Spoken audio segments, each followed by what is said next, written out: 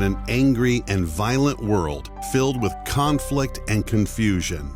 While some are losing hope and leaving their faith, others are increasing theirs. Welcome to My Faith Story, where you'll learn how many are finding peace and joy through their faith even during the storms of life. The following is used by permission of the participants and is the property of myfaithstory.org, all rights reserved.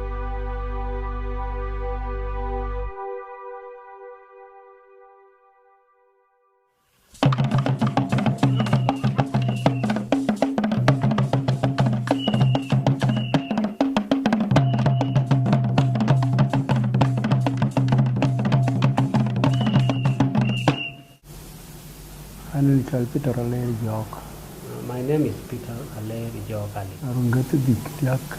I am 53 years old. I came from South Sudan, that's Jonglei State, in a town called Bor. I have 3 wives.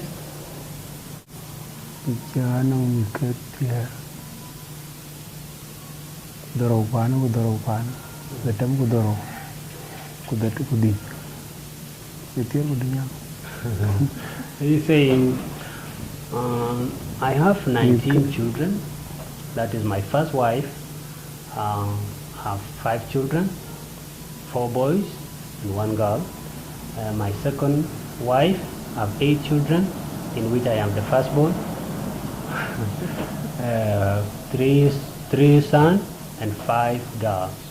And my third wife has 6 children, 2 boys and 4 girls, making a sum of 19 children.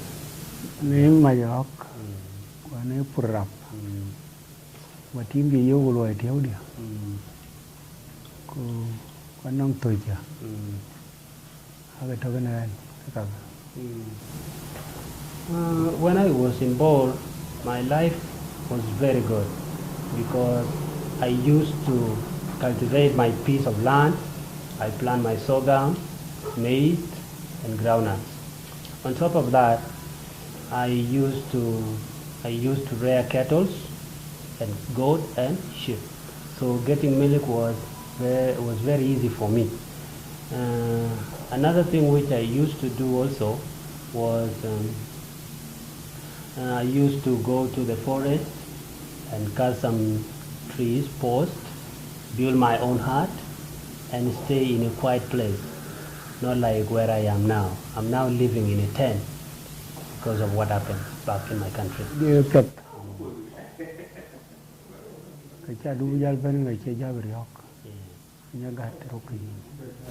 By then my life was very okay until 2013 when the war broke out. I don't know how war started, but it spilled into our village and we were forced to run for our dear life. When war broke out in 2013, it started at around 5 a.m. in the morning. So what I did was to run with my children.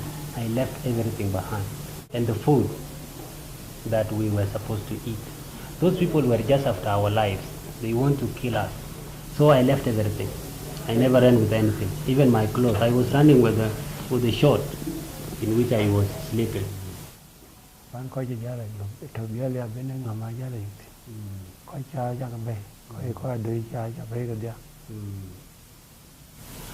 The good thing was, when war broke out, I was living with all my family, my children and my wife. They were living in the same place, the same homestead. So we ran like that. Crossing rivers, running in the forest, sleeping at the mercy of mosquitoes and wild animals, or even snakes. We spent around 3 months in the bush, hiding from the rebels, because they even come to our place. When they hear any noise or see any smoke from the forest, they follow that smoke until they find us. So we didn't used to cook. We just eat, when we find it, we eat it raw, like that. So When we came here, we were given a tent to live in camp. When we arrived in the camp last year, 2014, I was elected to be a leader of all the South Sudanese who are in the camp. That was where I was knocked by a truck. So when I was about to cross the road, the truck which was coming from the other side of the camp knocked my leg. And it was until I shouted for help, but no one came to my rescue. Even the police were there, but they never assisted me until my wife came from home, because they were worried, tracing the road. That's where they found me on the ground, bleeding. Yeah, and they start crying until that's when the police came now. Yeah,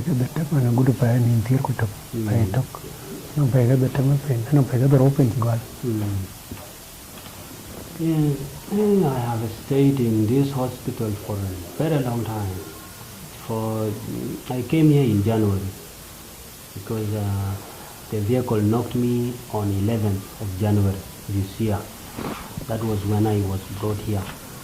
There were big wounds on this side, and also here you can see the scar here, and there was another one here.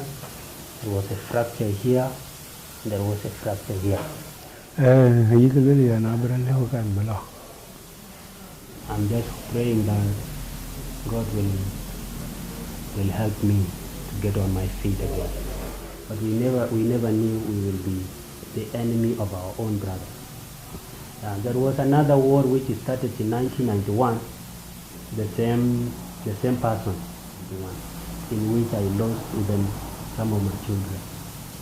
I lost my 3 girls. So the end of this war is beyond my understanding. I really don't know. For it's peace in our country. We are told that American people have power. So if they have power, why do they allow us to kill ourselves? They could have stepped in and settled everything. Another thing that I want to say, I want to tell the people of America, is to come to our country and set up schools and hospitals. Because their fighting is going on. Even the government is just concentrating on fighting, forgetting the education.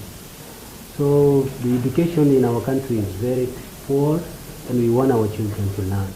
And also to set up churches, because the fear of the Lord is the beginning of wisdom.